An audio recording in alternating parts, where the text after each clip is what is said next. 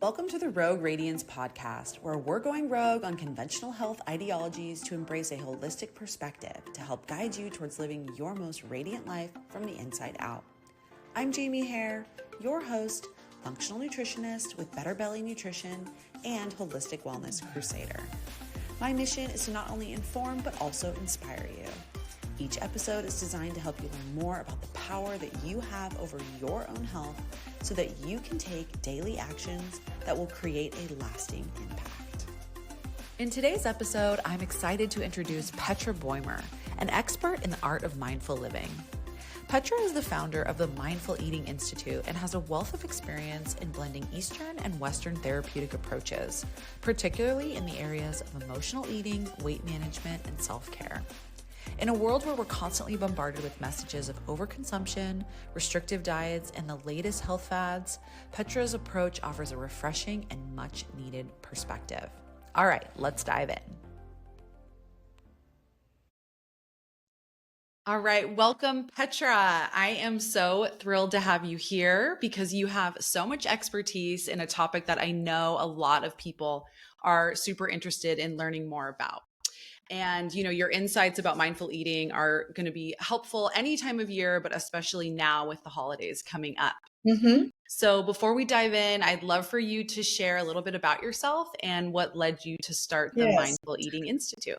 So thank you, Jaime, for having me. I'm always very happy to share what I'm passionate about. About 7 years ago, I worked for a local clinic and I was a very assertive weight loss coach. In a clinic where our patients would eat prepackaged meals. It was a behavior change model, and I was very, very good at it, but I'm no longer a weight loss coach. I consider myself more a emotional eating counselor. Diets work short term, no doubt. And during my clinic time, when I facilitated long-term weight maintenance and weight management classes, I realized that over 50% of our patients would gain their weight back. The emotional eating component was completely missing from the treatment model. And so it took me some courage to leave the clinic and start my own business, the Mindful Eating Institute. That was in 2017. And I've been doing it ever since. And it's not just about losing weight. It's about creating a lighter existence, physically and emotionally. So later, hopefully, I can explain a little bit more in depth what this kind of treatment model entails and how I help my clients who are, let's say, addicted to sugar late at night or use food to get through life, deal with stress and boredom and anxiety. So that's in a nutshell how I started and founded my business. And I love it. I absolutely love it. And I like sharing. Today, we're going to touch on, I'm sure, stress and eating, holiday eating, all that good stuff. Yes. Yeah, that's amazing. And, as a nutritionist myself, I kind of run into this a lot where I have clients that have these kind of underlying psychological, I don't want to call them issues, but that's for lack of a better term, that's all I can think of, around food. And it's definitely a roadblock for me. And I know that it's, there's just so much more to it than like eat more vegetables, right? I think we all know we need to eat more vegetables to stay healthy. We all know, and all my clients know. And sometimes coaches say it's a mindset issue. And that doesn't even capture what I do. How can you change your mindset if you were traumatized as a child and used food to cope? So mindset change or lifestyle change are great buzzwords, but it's not enough for a lot of people. Yeah, 100%. And it's not sustainable for a lot of people as well. No. So there is a strong correlation between disordered eating in adulthood and some form of neglect or abuse in childhood.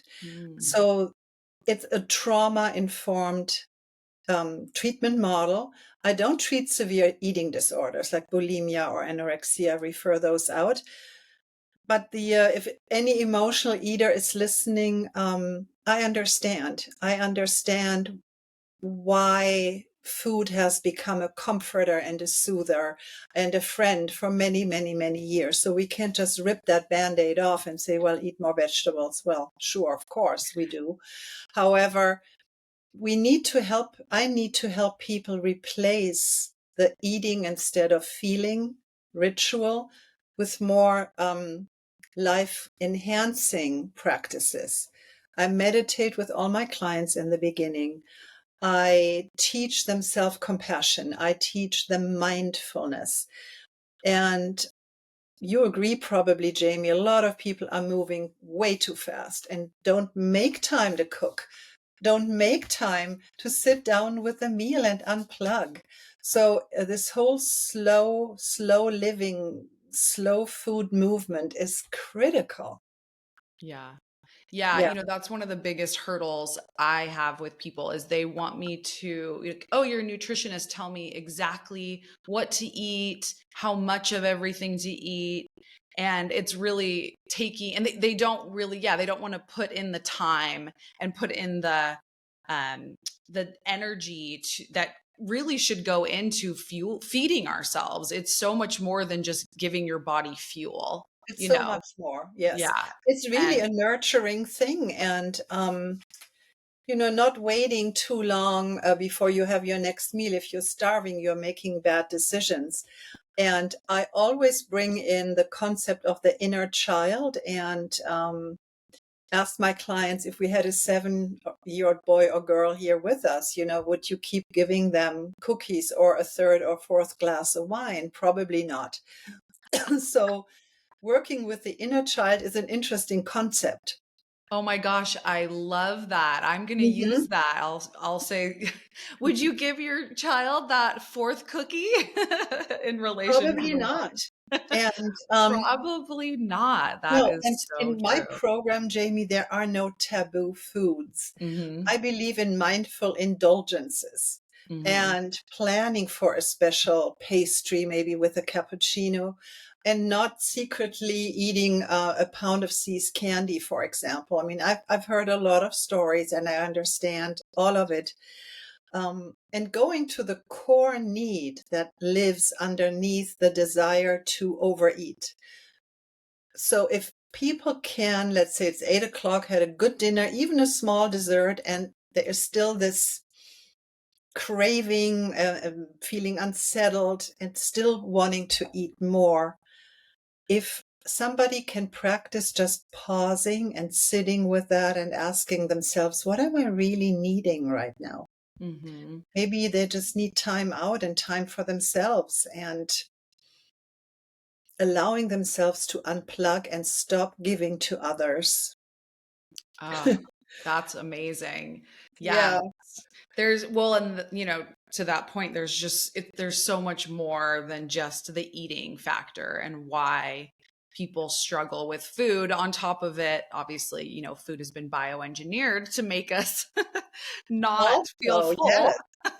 Yeah, we have to go against the stream and go back to the basics. And Yeah. mindful eating is not complicated. It's unplugging from electronics, carving out some time and being present with what's in front of us. And Mhm. ideally homemade, of course. Yeah. Um, and it's an investment in our well-being. And also I feel how we nurture and nourish our mind and our heart. I often ask clients, what is your heart hungry for? If they reach for food to fill a void or pain and trauma. I was at a boutique earlier and the owner and I talked a little bit. She said, oh yeah, I eat sugar when I'm upset, especially about men. So, people aren't crazy for using food to cope. However, there are other ways to navigate difficult emotions. Yeah. So it sounds like you really try to get down to those kind of underlying root Yes. root issues maybe that are why people are reaching for Hmm. food.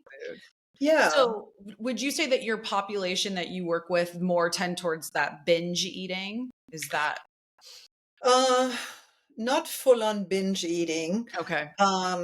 Disordered eating, definitely emotional eating. Eating when you're not hungry is emotional eating in most Okay. cases. Yeah. And somebody who's open to exploring other ways, with all the popular medications like Ozempic, I would Mhm. never say to somebody, don't do it. However, it could be a good medication to kickstart weight loss. However, you're not learning anything really. So I feel that deeper dive, the gentle deep dive into the core issues that trigger emotional eating is so valuable because what people learn with me, they cannot unlearn. It's not like a diet or something you have to be on forever. It's changing your relationship with food and yourself, basically, too. Well, and exactly, it sounds like they're gonna get so much more than just, like, helping with their relationship with food, right? It's like Yes, every part of their life. I think so. In my comprehensive intake session is almost 2 hours long, where I look at a person's life, not just diet, exercise, but also career, relationships, spiritual connection, joy and play, community service, etc., etc. And it gives me so much insight as to what needs to be strengthened and what needs to be let go of. Mhm. And my coaching style is very gentle, so different from years ago. Because I truly feel, Jamie, we don't need more discipline. I feel we need more nurturing. Yeah. I love that. And you're kind of making me think about the way that I practice. And I definitely incorporate a lot of trying to get people to be more mindful around all different aspects of their Hmm. life. But still, I feel like when someone hires a nutritionist, in their heads, they're coming to me because it's like, oh, as I spoke to earlier, tell me exactly what to eat. And then Yes. we have this lengthy 1.5 hour intake, sometimes 2 hours, because I'm Hmm. going over lifestyle, And stress, that is important movement. too. Yes, of Yeah, course. exactly. But then, like, I realize, God, I know that I could help them so much more if I was able to do, more of what you're doing. Well, you're an expert in your field and I'm an expert in mine. And it's so Yeah. great that we can offer a very holistic 360-degree approach to this. Mhm. And I remember meeting with one client who said, no, I'm not an emotional eater. I need somebody to tell me what to eat. And I think I referred him to you. Mhm. And so that's why I offer an initial consultation for free to make sure I can really help that person. Yeah. Well, Yeah. exactly, because we don't want to waste anyone's time, if No, people have no. different goals and come from different places. And, same, it's like when I am meeting with someone and I can tell, there's a lot more to this than just Yes. doing an anti-inflammatory diet or, fixing those chronic digestive issues because of poor digestive function or whatever it But that is. is your expertise, Yeah. right? Yeah. Yes. And that's Exactly. so important too. Yeah. Well, Yes. and to that point, like poor digestive function is very much related to these overstimulation, high paced, crazy lifestyles that we're living. It's not just Crazy what you're putting in lifestyles. your mouth. Yeah. Right. So yeah, there's so much overlap, and I think it's amazing that there are, like you said, like people, like experts. We're each experts in our field, and Yeah. we're here to help people. So hopefully, and 100%. I think the unfortunate thing is with our current healthcare system is people have been socialized to look for these quick fixes and not really take ownership over their own health. And they Yeah. want to go to the doctor, they want to get that, whatever, that pill, that Ozempic to fix them, when that's not going to be a long-term solution, and you're really just going to be kind of miserable in all these other aspects of your life until you really own that, like, you I have think the power. ownership and people may not know that it doesn't have to be awful or hard. It can be a gentle process. Ah, And I've seen beautiful inner shifts in clients' lives where they treat themselves more gently and kindly. They set better boundaries. One of my favorite self-care quotes is by a poet named Brianna Weist, and she says, "True self-care is not chocolate cake and soft baths. It's making the decision to build a life you don't need to regularly escape from." oh, I know, wow. I know, I know. I l So, and here's the key. I honor the fact that my clients need to take the edge off and say, enough, I've done enough. I need time out. And food it's a quick reliever. It's a quick way of changing gears mentally. But there are other ways. I believe in transition rituals from being on task to off. Mhm. There are many things we can do. We can take a shower after we get home from work. We can unplug from electronics. I have friends with kids who, as a family, put their phones in a basket at a certain time at night, and the whole family goes dark, meaning no more social media. Yeah. Oh, So brilliant. Yes. that is brilliant, and we really need to be doing more of those kinds of things, absolutely. We're all just Yeah.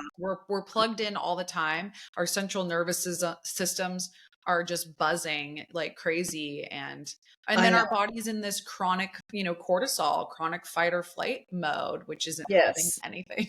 And then the gut brain connection, you probably know a lot more about the microbiome than I do. Yeah. However, I think when we eat well, we feel better and our Mhm. brains feel better. Mhm. So it's such a complex and meaningful issue that people should know that there is a way to be at peace with food and their body.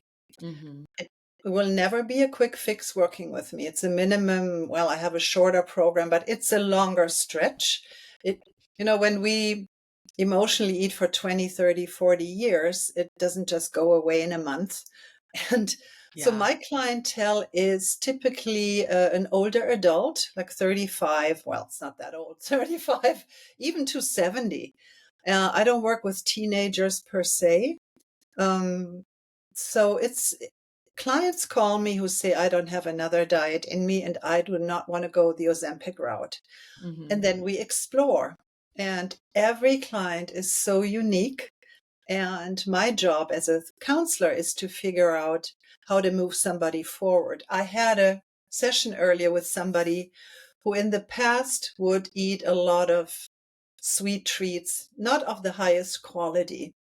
And we've made such progress that she's now going for the highest quality tiny treats. And the next breakthrough, hopefully, will be that it doesn't have to be chocolate related, that it could maybe be a Greek yogurt with blueberries and a little honey.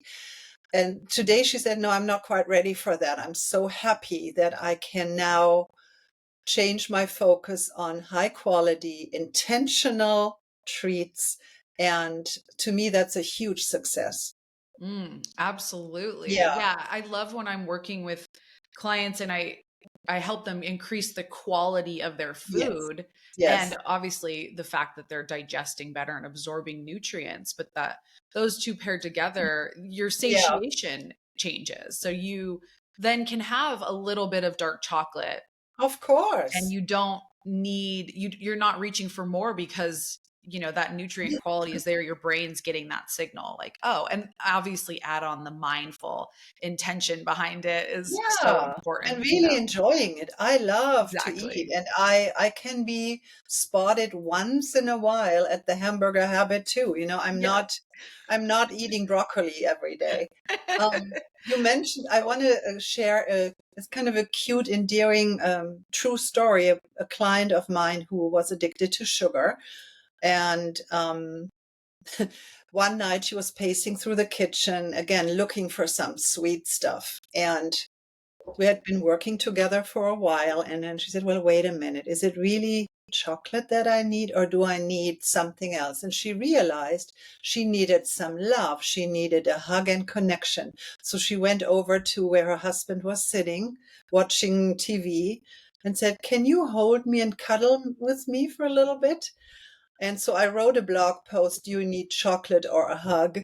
And sometimes we do need, Like oh this God, guy. how cute. Apparently he Oh, needs some love so right now. sweet.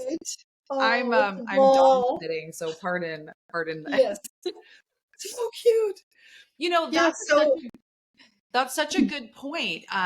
The fact that to take the time to think to yourself, like, what is it? You know, I have people do that when they are craving things. I go, are you really craving sugar? Or, you know, maybe your body needs protein or, you know, things like yes. that. But in your case, you're so right. It should be more like, yeah, is it the food that I need? Well, What but is then it? it's mastery to get to that place, to practice the mindful pause and sitting with the sensation and feeling the craving and the urge. We don't have to act on it. We can be in, have a like a mind of an investigator. Say, or if we had a child next to us, say, "Oh, honey, we had a good dinner. You already had a little treat, and you want more chocolate." I would hold her or him and say, "What's going on?" And maybe the child would share, "I'm scared to go to school tomorrow," or I don't know how to do homework. And we would probably be very loving and supportive Yeah. and help the child. And as adults, we need the same love and care. We really, really do. Absolutely. Well, and Mhm. to that point about children, you know, I see, and I'm not a parent, so I'm not trying Mhm. to like say people are doing it wrong, but I do get a little bit concerned because I do see parents so often, you know, basically soothing their kids with food.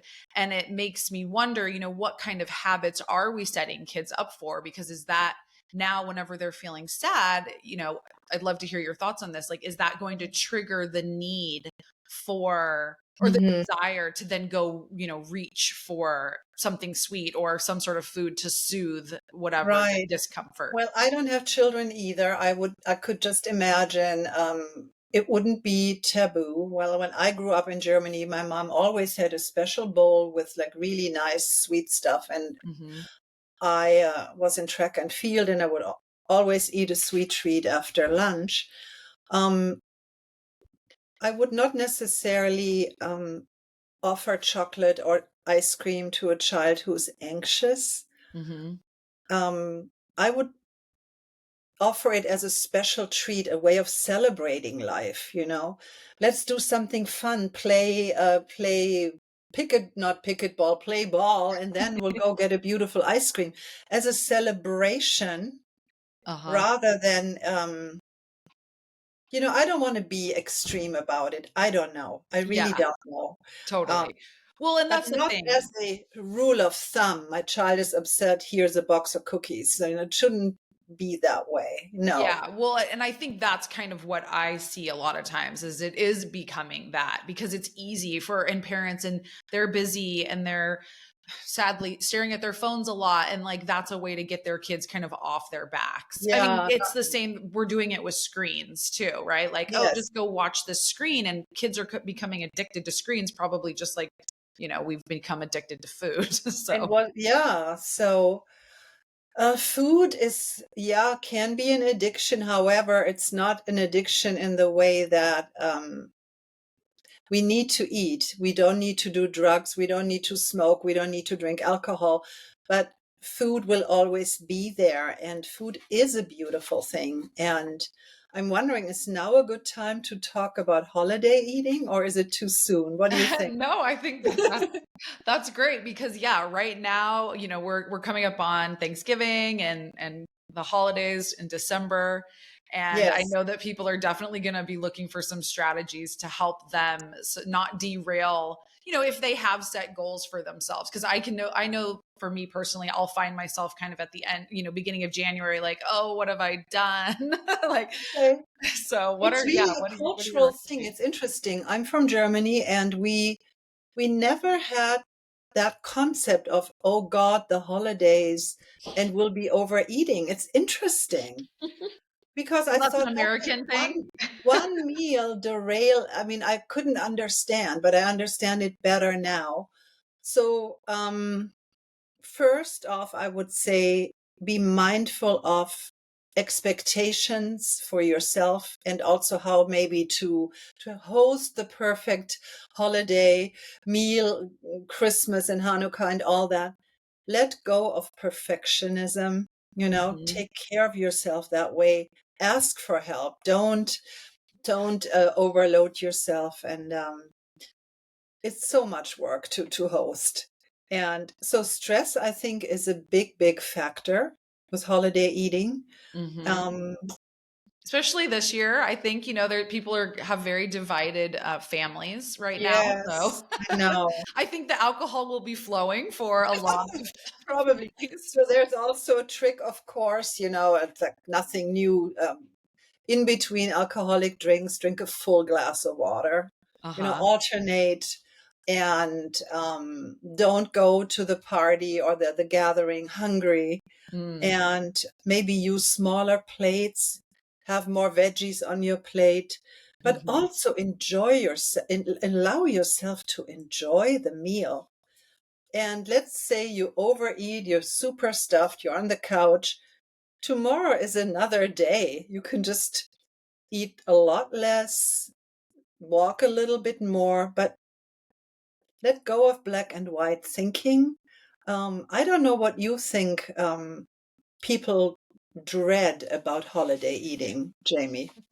What is it? Well, for me, and I always recommend, like, if you are like, for me, so I'm gluten free, and Mm-hmm. so I always make sure that I bring a dish that I know I can Nice. enjoy, and that Yes. other people will enjoy too. So it's not like people are like, ew, I don't want to eat what Jamie brought. It's a, Yes. it's a crowd pleasing gluten free dish. So I always recommend people do that. But yeah, I also, you can show up to a party, and I've been times where it's like I look at every single thing on the table, and it's either loaded with cheese or gluten or sugar, and I just don't naturally eat that way. And so even if I allowed myself, like, oh, go ahead, it's fine, I just don't Yeah. feel well. I like No. literally feel sick. So I Right. think that that's part of it. It's like you end up making choices kind of out of desperation in a way that you normally wouldn't have if you didn't, plan ahead of time. Or like you said, that's a Yeah. smart I idea. think that's the key word, planning ahead, going in with somewhat of a strategy. Yes. And not worrying about it if you overdo it. I mean, I think that's the worst. And I think that could trigger, oh, well, I blew it now. Now it doesn't matter. The new year's around the corner. I highly advise against that kind of thinking. Yeah. We don't have to wait and just go all out until the new year. Hmm. And staying hydrated is very important, right? Yeah. And that'll help, stave off some cravings too, I think, if you're Yeah. actually well hydrated. And maybe encourage whoever is at the table to say, we all ate. How about before we reach for dessert, we'll all go for like a 15-minute walk Yes. and move our butts. Why not? And then we Yeah. enjoy dessert. So we don't have to Yeah. just gobble it all down anxiously and quickly, and spread it out and really be present with what's there, and also focus on the conversation, not so hyper focused on the meal, Hmm.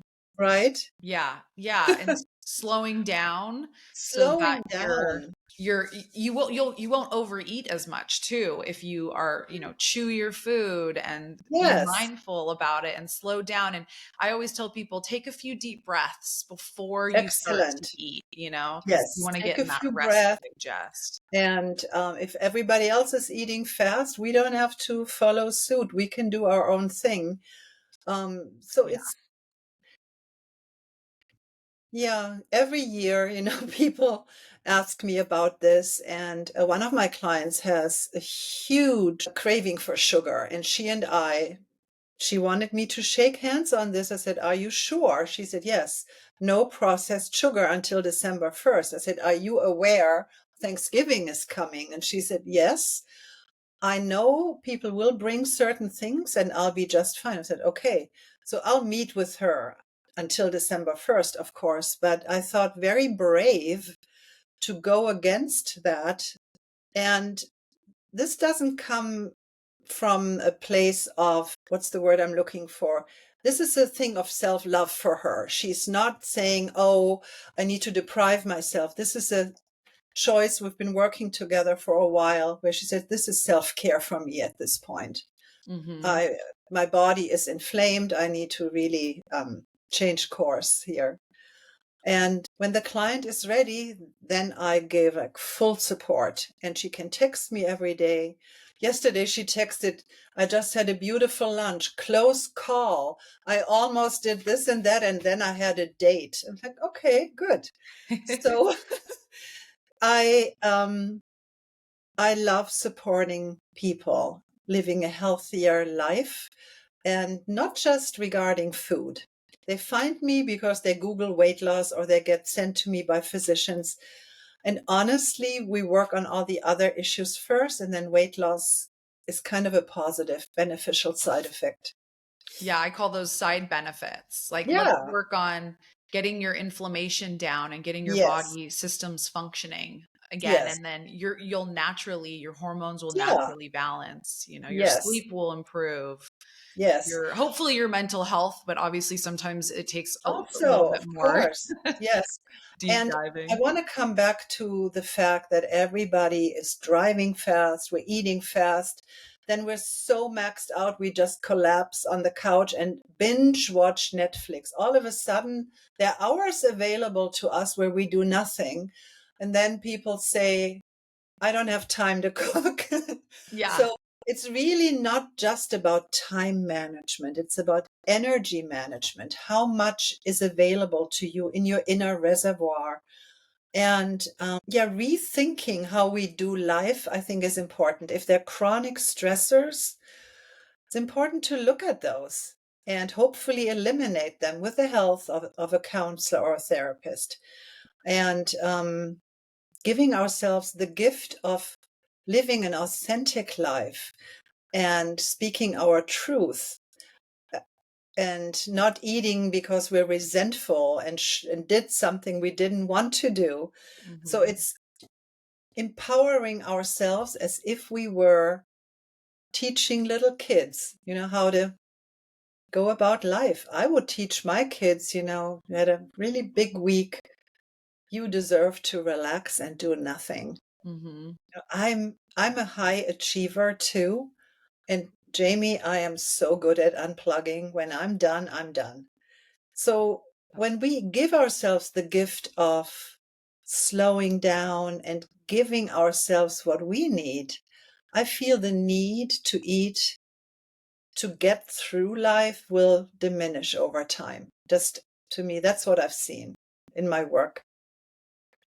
Well, where do you think, well, and obviously there's so many places, but like, where do you think the guilt comes from for a lot of people when Hmm. we have an quote unquote indulgent meal? You know, Yep. why is there The guilt? guilt and shame could stem from early childhood messages. Most of my clients got negative messages when they were 7 years old about how they looked, what they ate, etc., etc. Okay. So eating certain foods now may remind them of, oh, I shouldn't, I'm a bad girl. Oh, I was good, I was bad. I don't like these labels at all. I think guilt and shame pop up because people feel they're not in control, Mhm. and they know better. Why did I do this? So the first invitation to anyone doing this is, please trash guilt and shame. It is so hurtful, and giving ourselves the grace and the compassion, say, well, I just finished a whole bag of cookies. I must have been very, very upset, or must have been very, very tired, or I got triggered again. And felt like I did something wrong at work. So over time, I teach clients to let go of guilt and shame. It's just not beneficial. And these are often old messages and also old belief systems that are still running. So it sounds like a really big part of it is acknowledging, like, Yes, okay, this has happened. I'm going, like, almost like sitting with it, being yes. mindful of it, is like a really big step in It's a overcome. big step.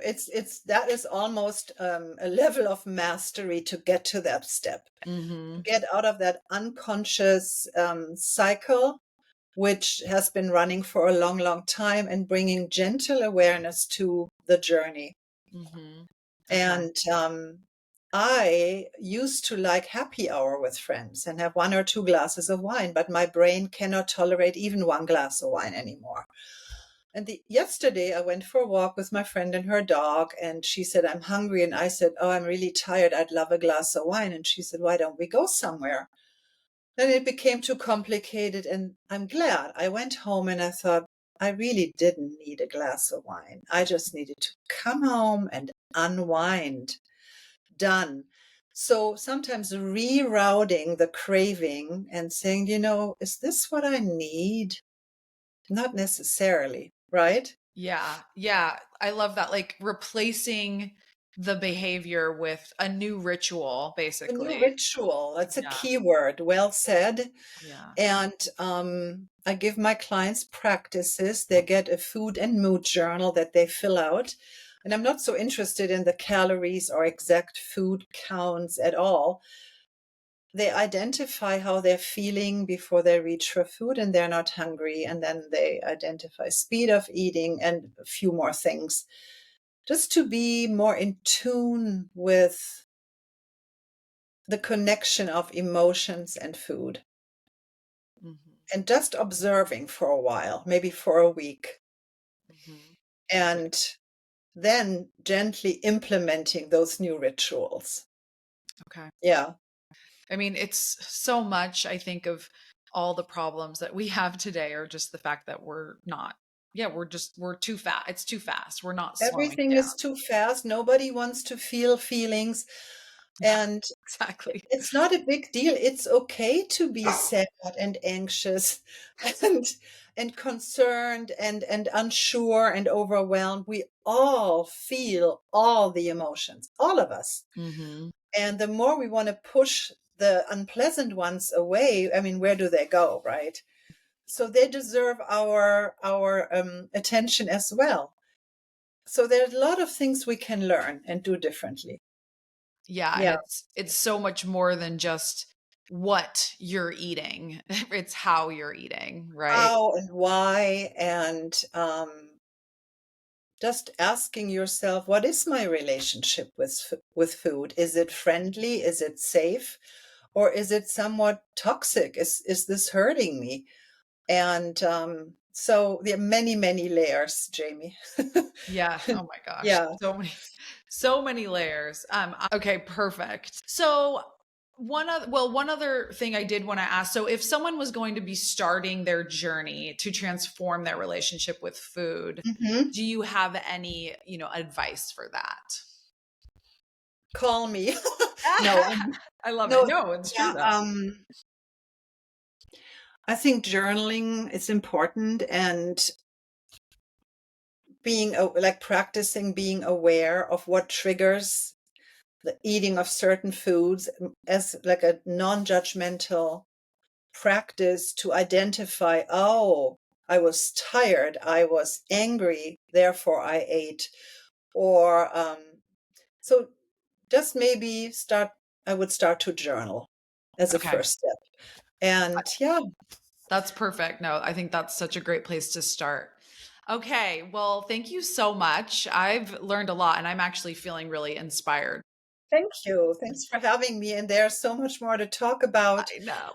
And yeah, I know we could go on and on. we could go on. This could be a workshop. But thank you so much for having me. Yes. And all right. Well, and so before we sign off, I would love for you to let people know where they can connect with you if they'd like to learn more. Okay. So I don't know if you will list my website on your Yeah, podcast. I'll put your social media and your website Yeah. in our show So notes. people can book an initial consultation through my website on Calendly, or people can call me if the number is listed as well. Call or text me or email me, all of the above. And Perfect. then And we will. I get your newsletter and it has such great insight. So I believe they can sign up for that on your website as well. Absolutely. I always write and I love sharing. And so the last post was mindful strategies for holiday eating. So it's all on my website. And Perfect. just reading the blogs, I think, would be an inspiration for people. Yes, that's a really great place to start Yes, if they're not quite ready to totally dive in. of course. But Yeah. yes. Okay, Okay. thank you so much, Petra. I really, really Thank you appreciate for it. having me. Take care. Okay. Bye. Bye bye. Thanks so much for tuning into this episode. I hope it helps to empower you to incorporate simple changes to uplevel your health and wellness. Please like, subscribe, and share to help support the show. For more details about what was covered in today's episode, be sure to check out the show notes. I'd love to connect with you through Instagram, where you can find me at Better Belly Nutrition and at Rogue Radiance Podcast. Until next time, take care and stay radiant.